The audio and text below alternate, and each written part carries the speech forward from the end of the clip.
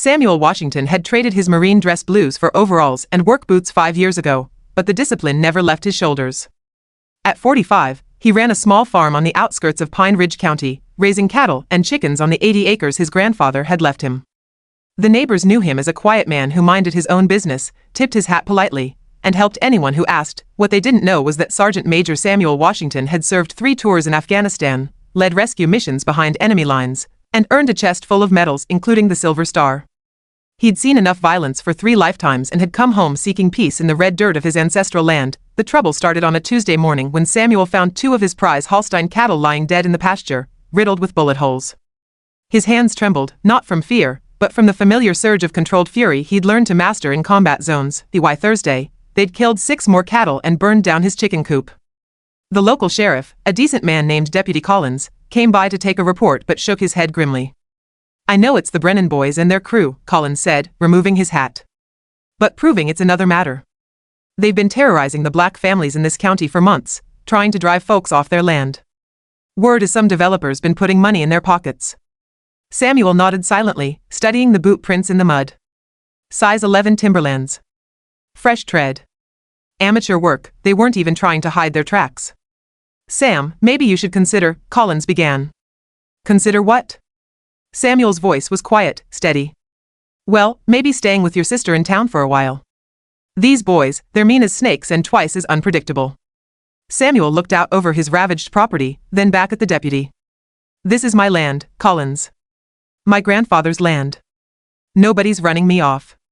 That night, Samuel sat on his porch cleaning his service pistol by lamplight. He'd tried peace. He'd tried the law. But some lessons could only be taught in the language these boys understood. Around midnight, he heard the rumble of pickup trucks coming up his dirt road, no headlights, engines trying to run quiet. Samuel smiled grimly. These boys had no idea what they were walking into. He moved like smoke through his own property, using every shadow, every dip in the terrain he'd memorized during his evening walks. The hunting skills he'd learned stalking Taliban fighters in the Hindu Kush served him well in the Georgia pines. There were 5 of them, Jake Brennan and his crew, armed with rifles and gasoline cans, planning to finish the job tonight. They were laughing quietly, feeling invincible in their pickup trucks and Confederate flag bandanas. Samuel watched from the treeline as they parked near his barn. His phone was already recording, evidence for later. But first, these boys needed an education. "Jake Brennan," Samuel's voice cut through the darkness like a blade. The 5 men spun around, rifles raised, but couldn't see him. "You killed my animals. Burned my property. Threatened my livelihood." The voice seemed to come from everywhere at once. "You picked the wrong man's farm. Where are you, old man?"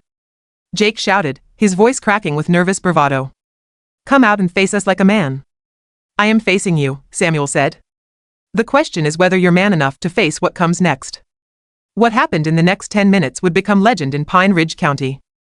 Using tactics learned in urban warfare, Samuel turned his own property into a maze of confusion and fear.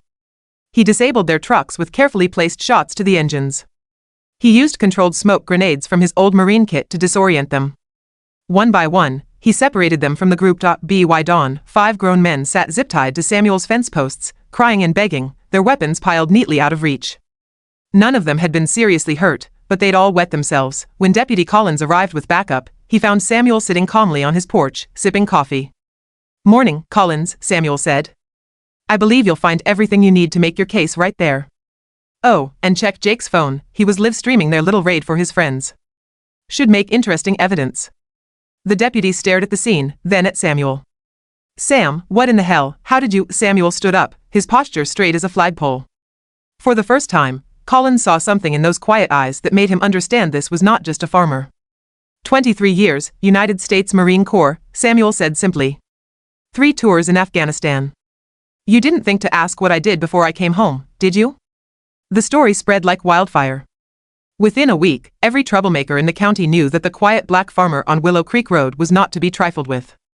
The Brennan boys, facing federal charges for domestic terrorism and conspiracy, eagerly gave up their developer contact in exchange for reduced sentences. But Samuel Washington just went back to tending his land, rebuilding what was destroyed, and living the peaceful life he'd earned. The only difference now was that his neighbors looked at him with a new kind of respect, the kind earned not through fear, but through the understanding that true strength often comes in quiet packages, and sometimes, on clear nights, folks driving past his farm would see him sitting on that porch, and they'd tip their hats a little lower and drive a little more carefully, knowing they were passing by a guardian who'd stood watch over freedoms they'd never had to fight for, the land remained in. The Washington family, just as it should be.